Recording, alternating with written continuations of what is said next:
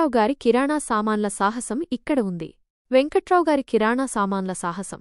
మా వెంకట్రావు గారు పొదుపు విషయంలో ఆస్కార్ గెలిచేంత గొప్పవారు. మా ఏరియాలో ఆయనంత పిసినారి మరొకరు లేరని ఖచ్చితంగా చెప్పగలను. రూపాయి ఖర్చు చేయడానికి కూడా 100 సార్లు ఆలోచిస్తారు.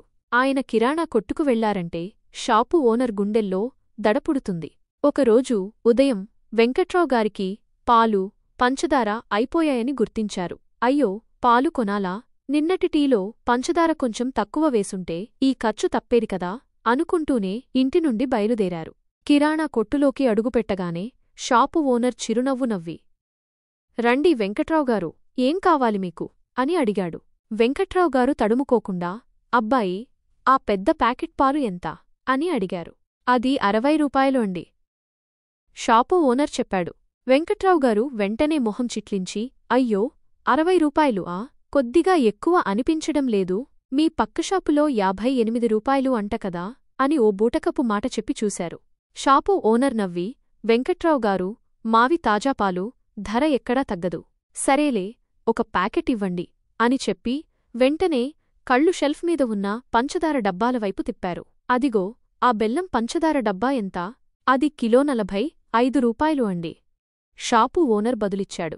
వెంకట్రావు గారు ఆలోచనలో పడ్డారు. పంచదార 45 రూపాయలు. ఆ మధ్య ఒక పెళ్లిలో మిగిలిపోయిన పంచదార ప్యాకెట్ దొరికితే బావుండేది అనుకున్నారు మనసులో. అబ్బాయి, నేను 1 కిలో తీసుకుంటాను, కాని నాకు కొద్దిగా తగ్గించలేరా? నేను మీ పర్మనెంట్ కస్టమర్ని కదా అని బేరం మొదలుపెట్టారు. షాపు ఓనర్ విసుగుచెంది, వెంకట్రావు గారు, అది ఫిక్స్డ్ రేట్. సరేలే, ఒక ప్యాకెట్ ఇవ్వండి అంటూనే ఆయన చూపు పక్కనే ఉన్న బియ్యం బస్తాలవైపు మళ్ళింది. ఈ బియ్యం ఏ రకం, ఎంత కిలో అని అడిగారు. అవి సోనా మసూరి అండి, కిలో 50 రూపాయలు అని షాపు ఓనర్ చెప్పాడు. వెంకట్రావు గారు కళ్లజోడు సరిచేసుకుంటూ, నిజం చెప్పండి, కిలో 50 రూపాయలు అంటే ఎక్కువ కదా? నేను ఎప్పుడూ ఒక పట్టు 10 కిలోలు తీసుకునేవాణ్ణి. నాకు కొద్దిగా తగ్గించలేరా అని మరోసారి బేరానికి దిగారు. షాపు ఓనర్ ఓ నిట్టూర్పు విడిచి, వెంకట్రావు గారు, మీరు 1 కిలో పాలు, 1 కిలో పంచదార తీసుకుంటున్నారు, బియ్యం తీసుకోవడం లేదు కదా అని గుర్తుచేశాడు.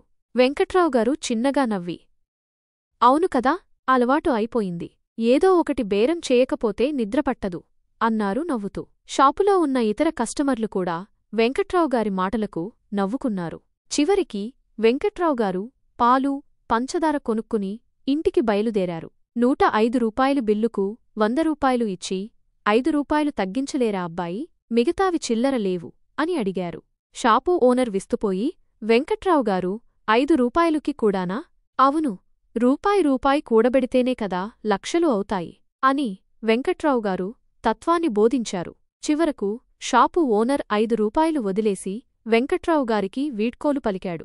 వెంకట్రావు గారు ఇంటికి వస్తూ, ఈ రోజు 5 రూపాయలు ఆదా చేశాను, ఆ డబ్బుతో రేపు ఉదయం అల్లం టీ తాగుతా అని సంతోషంగా నవ్వుకున్నారు. పొదుపు విషయంలో వెంకట్రావు గారిని మించినవారు మరోసారి రుజువయింది.